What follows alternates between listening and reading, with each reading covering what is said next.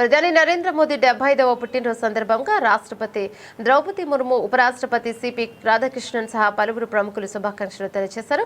ప్రధాని మోదీకి హృదయపూర్వక జన్మదిన శుభాకాంక్షలని రాష్ట్రపతి ముర్ము పేర్కొన్నారు. ప్రధాని మోదీకి హృదయపూర్వక జన్మదిన శుభాకాంక్షలు. మీ అసాధారణ నాయకత్వం కృషితో దేశం గొప్ప లక్ష్యాలను సాధించేలా చేశారు.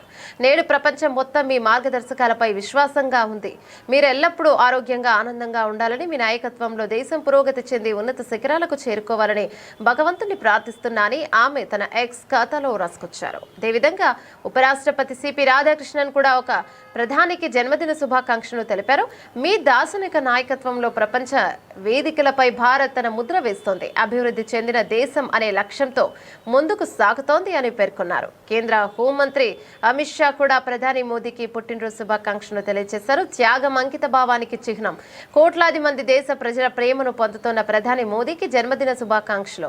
5 దశాబ్దాలకు పైగా దేశ ప్రజల సంక్షేమం కోసం అవిశ్రాంతంగా పనిచేస్తున్నారు. నేషన్ ఫస్ట్ అనే మీ నినాదం ప్రతి పౌరుడికి ప్రేరణ అని షా తన ఎక్స్ ఖాతాలో పోస్ట్ చేశారు.